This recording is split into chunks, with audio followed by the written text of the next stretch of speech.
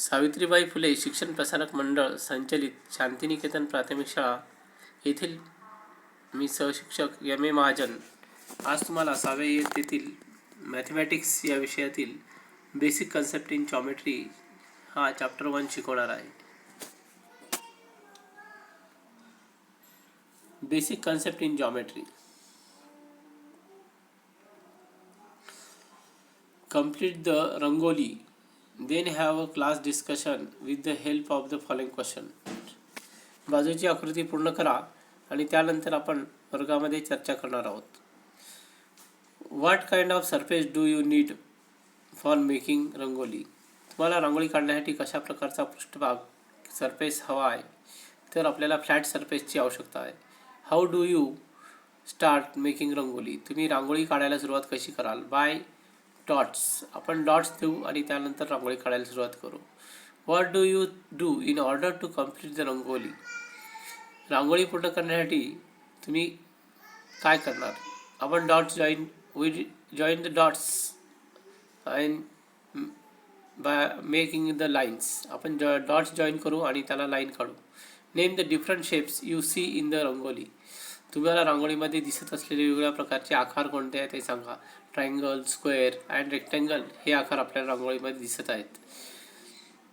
Would it be possible to make a rangoli on scooter or on elephant back? Rangoli ही स्कूटरवर किंवा हत्तीच्या पाठीवर काढणे शक्य आहे का? एलिफंट तर ते शक्य. रांगोळी स्कूटरवर किंवा एलिफंटच्या बॅकवर काढणे शक्य नाही, परंतु पेन आणि पेन्सिलचा वापर केला तर ते शक्य आहे. When making rangoli on paper, what do you use to make the dots?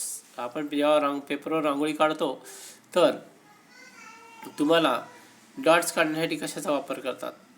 Dots काढण्यासाठी आपण पेन किंवा पेन्सिलचा वापर करत असतो. Points. Let's learn. A point is shown by tiny dots. जे पॉईंट आहेत हे टिनी डॉट्सनी दाखवले जातात, छोटे टिंबाने दाखवले जातात. We can use pen or sharp pencil to make the dot. आपण डॉट्स काढण्यासाठी पेन किंवा शार्प पेन्सिलचा वापर करतो. The dot in the rangoli are the symbol for points. रांगोळीमध्ये दाखवलेले डॉट्स हे पॉईंट्स दर्शवतात. A point can be given name. पॉईंटला आपण नाव देऊ शकतो. Capital letters of the alphabet are use to name point. Capital letter जे आहेत अल्फाबेटमधले हा पॉईंट दर्शवण्यासाठी केले जातात. The points PA and T are shown in the figure alongside. जे पॉईंट आहे PA आणि T हे आपल्या बाजूच्या आकृतीत दाखवले जातात. Lines, segment and lines.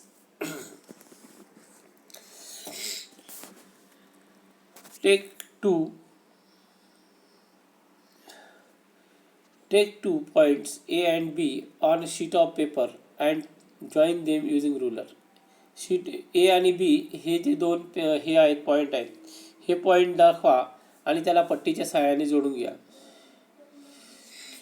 We get the straight line AB. आपण यावरून AB स्ट्रेट लाईन घेतो. Can we extend this line further on the side of point B? का आपण B साईडला आपण ते वाढवू शकतो? Can on the side of point A आपण तिला वाढवू शकतो. How far can we extend it? आपण त्याला किती दूरपर्यंत वाढवू शकतो? We can extend the line in both direction till the edges of the paper. आपण ह्या दोन्ही लाईन्स अगदी पेपरच्या एजेस कडापर्यंत वाढवू शकतो.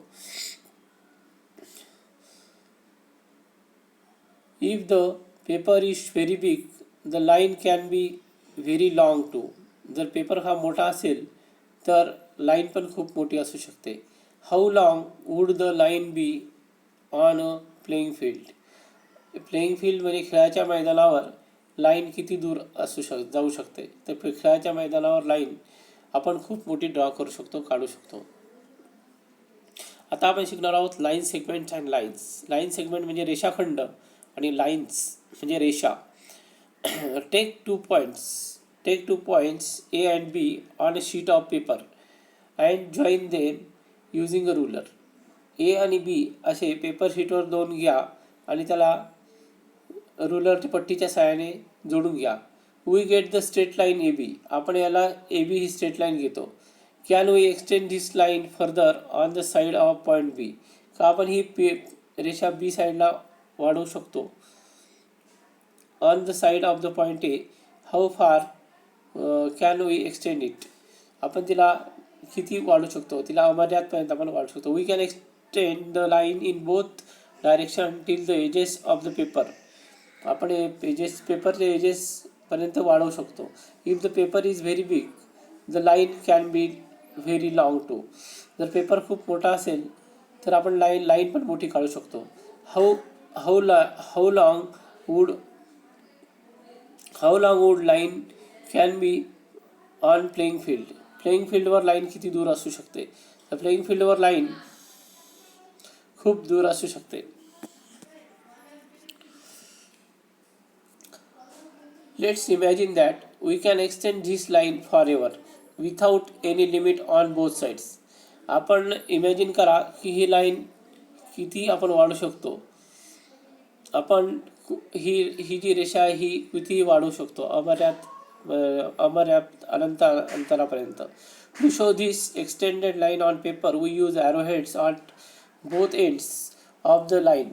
आपल्याला हे ॲरोहेड्स दाखवलेले आहे तिथं. हे हे आपण ॲरोहेड्स यासाठी दाखवतो की लाईन ही अमर्यादित अंतरापर्यंत दूर जाणारी आहे. In mathematics when we say line we mean straight line.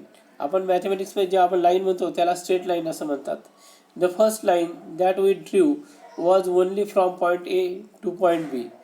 जी आपण पहिली लाईन काढली होती ती ए पासून तर बी पर्यंत एवढ्याच अंतरापर्यंत होती. It was a piece or a segment of the longer line. हा एक पीस आहे किंवा हा तुकडा आहे लॉंगर लाईनचा. A line segment has 2 points showing its limits. Line सेगमेंटला हे 2 पॉईंट आहेत की जे त्याची लिमिट दाखवतात. ए बी हा रेषाखंड आहे एवढा.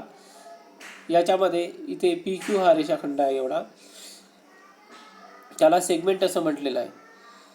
अ line segment has 2 points showing its limit. They are called end points. A आणि बी याला एंड पॉईंट्स म्हणतात. We write line segment A B as seg A B. आपण लाईन सेगमेंट ए बी जो आहे त्याला सेग ए बी असं म्हणतात. A and B are its end points. A आणि बी हे त्याचे एंड पॉईंट्स आहेत. A line is name using a small letter or by using any 2 points on the line. ही जी लाईन आहे ही is name using small letter. याला आपण स्मॉल लेटर जसं इथे एल लेटर दिलेलं आहे हे स्मॉल लेटर आहे. त्याचा वापर करून आपण लाईन एल असं त्याला संबोधू शकतो किंवा म्हणू शकतो. पण line L has been shown alongside. It can be written as line P Q or line Q P. याला आपण पी क्यू लाईन म्हणू शकतो किंवा क्यू पी लाईन सुद्धा आपण याला असं म्हणू शकतो. रेज म्हणजे किरण. Look at the picture. What do you see. ही चित्र बघा आणि तुम्हाला त्यात काय दिसतंय ते बघा. Rays starting from the sun go forward in all direction. या सूर्यापासून निघालेली किरणं ही सगळ्या दिशेला रेज ही सगळीकडे पसरलेली आहेत. ही रेज दिसत आहेत तुम्हाला इथे. Light rays from the torch also starts from point and go forward continuously one direction. ह्या टॉर्चमधून निघालेले जे किरणं आहेत हे किरणंसुद्धा अनेक अनंत दूरपर्यंत जातात. Ray is a part of line. It starts at 1 point and goes forward continuously in the same direction. तर रे हा एक लाईनचा पार्ट आहे आणि तो कंटिन्युअसली एका दिशेला फॉरवर्ड जातो. The straight line of ray is called origin. The starting point हा जसं आहे हा स्टार्टिंग पॉईंट आहे रेचा याला ओरिजिन असं म्हणतात. आणि हा पी येथे हा ओरिजिन आहे. P is a origin. And arrowhead is drawn to show the ray is infinite in the direction of Q. हा arrowhead यासाठी दाखवलेला आहे की पी पासून निघणारा हा किरण क्यू या दिशेकडे जाणारा इन्फानाईट अंतर म्हणजे अनंत अंतर दूर जाणारा आहे. The figure can be read as ray P Q. या आकृतीला पी क्यू असं पी क्यू असं आपण म्हणू शकतो. आपण आता शिकणार आहोत collinear points, non collinear points. Can you tell there are 9 points in the figure. या आकृतीमध्ये तुम्हाला एकूण 9 पॉईंट्स दिसत आहेत. How many lines can pass through the pair. कोणत्याही जोडीमधून किती लाईन पास होणार? एकच लाईन सिंगल आणि सिंगल पास होऊ शकते.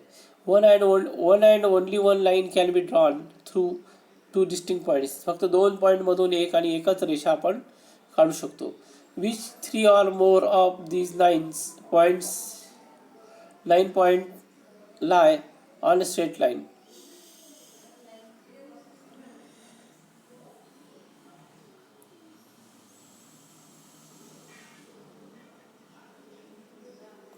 कोणते 3 पॉईंट्स एका सरळ रेषेमध्ये इथे दिसत आहेत? 3 किंवा जास्त पॉईंट. तर हे 4 पॉईंट्स एका रेषेमध्ये दिसत आहेत इथे.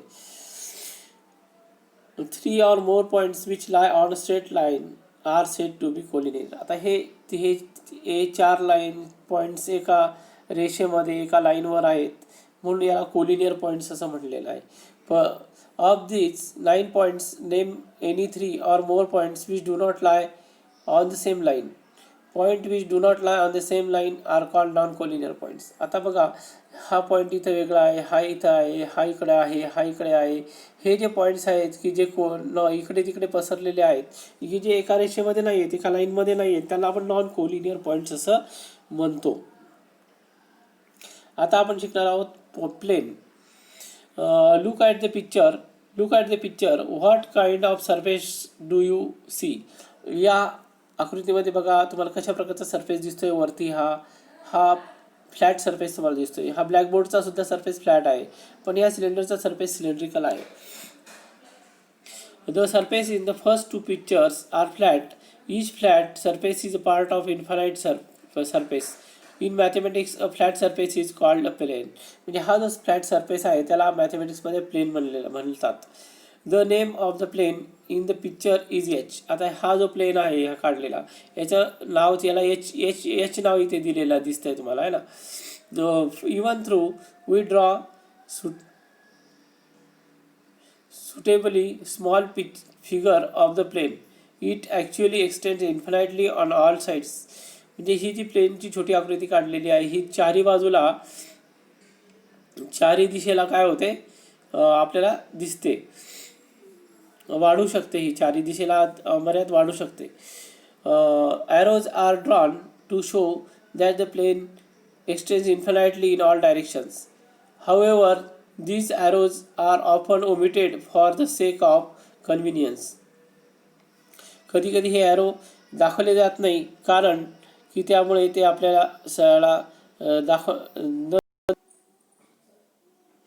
आता आपण घटक शिकणार आहोत parallel lines. Look at this page from the notebook. हे बाजूला जे चित्र दाखवलेलं हे एका वहीचं पान आहे. Is this page a part of plane. हा पेज म्हणजे एक प्लेन आहे का? Yes, it is plane. If we extend the lines that run side away on the page will they meet each other somewhere. का ह्या lines इथं आडव्या जाणाऱ्या ह्या रेषा आहेत, ह्या कुठे जाऊन एकमेकीला मिळतील का? त्या नाही, अशक्य आहे, कारण त्या सरळ पॅरलल लाईन्स आहेत. Lines which lie in the same plane but do not intersect are said to be parallel to each other. म्हणजे ज्या रेषा एकमेकीला समांतर आहेत आणि त्या एकमेकीला स्पर्श करत नाही त्यांना आपण पॅरलल लाईन्स असं म्हणतो. माय फ्रेंड मॅथ. आपण बघा, माय फ्रेंड मॅथमध्ये ऑन द ग्राउंड आणि इन द स्काय. आपण ग्राउंडवर खो खो खेळ खेळतो त्याविषयीचे थोडंसं माहिती ते दिलेली आहे. Observe the picture of the game being played. या चित्रामध्ये कोणता खेळ खेळला जात आहे? तर तो खो खो खेळ खेळला जात आहे. Identify the collinear players, non collinear players, parallel lines and plane. आता या रांगेमध्ये सरळ हे बसलेले विद्यार्थी दिसत आहेत. हे कोलिनियर प्लेयर आहेत. एका सरळ रेषेमध्ये बसलेले, म्हणून त्याला कोलिनियर प्लेयर्स म्हणायचं. आणि हे जे दोन इकडे बाहेर इकडे तिकडे पळतात रँडमली, यांना आपण नॉन कोलिनियर प्लेयर्स असं म्हणायचं आहे. आणि ही जे ग्राउंड आखलेलं आहे खो खोचं मैदान, याला आपण प्लेन म्हणायचं आहे. तर हे प्लेन आहे. आता त्यानंतर दुसरं उदाहरण दिलेलं आहे त्यांनी आकाशगंगेचं. ही आकाशगंगा दाखवलेली आहे, ही तारका समूह दाखवलेला आहे.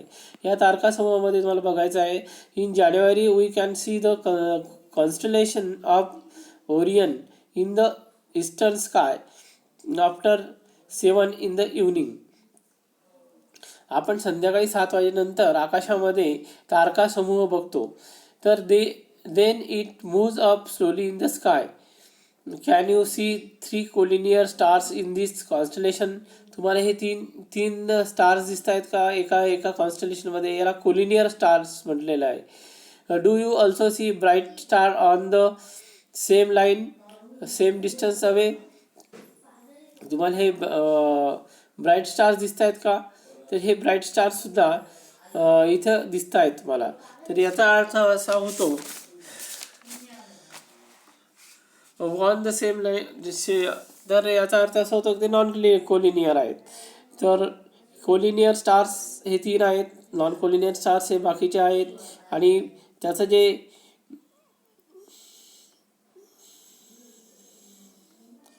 आता आपल्याला इथे धडा संपलेला आहे आणि आपण आता प्रॅक्टिस सेट सॉल्व करणार आहोत. या आकृतीमध्ये बाजूच्या दाखवलेल्या ह्याचं निरीक्षण करायचं आहे आणि या निरीक्षण करून तुम्हाला या प्रश्नांची उत्तरं द्यायची आहे. पहिला क्वेश्चन आहे, observe the figure and name the following. म्हणजे ही आकृती बघा आणि त्यावर आधारित प्रश्नांची उत्तरं द्या. जसं उदाहरणार्थ पहिलं collinear points MOT and points RON. MOT आणि RON हे जे 2 पॉईंट्स आहेत हे कोलिनियर पॉईंट्स आहेत. मग रेज कोणते आहे? रेज OM आहे आणि रेज OT आहे. त्यानंतर रे OP आहे, त्यानंतर रे ON आहे, त्याच्यानंतर रे OS आहे, त्याच्यानंतर रे QR आहे. तर हे रेज आहेत. लाईन सेगमेंट कोणते आहेत? सेगमेंट MT आहे, सेगमेंट RN आहे, त्याच्यानंतर सेगमेंट OP आहे, त्याच्यानंतर सेगमेंट ON आहे, सेगमेंट OT आहे, सेगमेंट OS आहे, सेगमेंट OR आहे आणि सेगमेंट OM आहे. तर अशा प्रकारे सर्व लाईन सेगमेंट्स आहेत.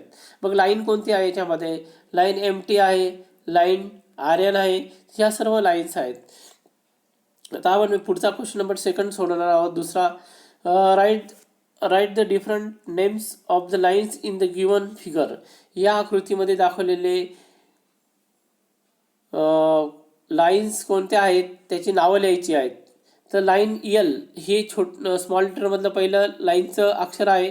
त्याच्यानंतर line AB, line AC, line AD, line BC, line BD आणि लाईन CD हे अशा प्रकारे याच्यामध्ये आकृतीची नावं आहेत.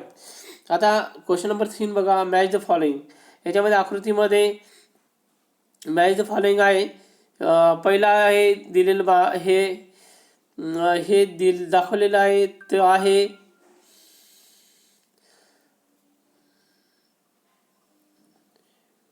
लाईन. हे दुसऱ्या आकृतीमध्ये दाखवलेलं आहे ते आहे लाईन सेगमेंट. आणि तिसऱ्या आकृतीमध्ये जे आहे ते आहे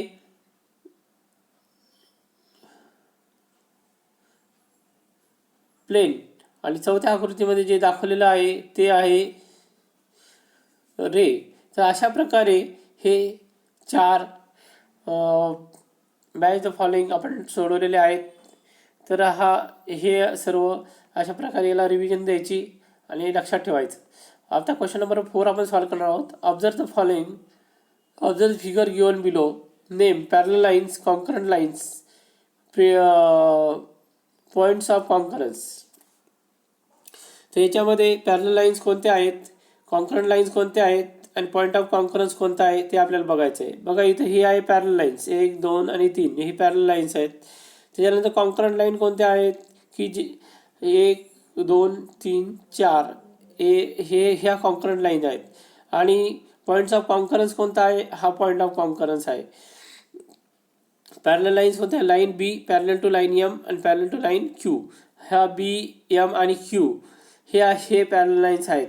त्याच्यानंतर कॉन्करंट लाईन्स कोणत्या आहे? Line A, line B, line C and line AC. Line A, line B, line A, line B, line C, line A, line B, line C ह्या लाईन आहेत आणि लाईन ए सी हे line A आणि line C.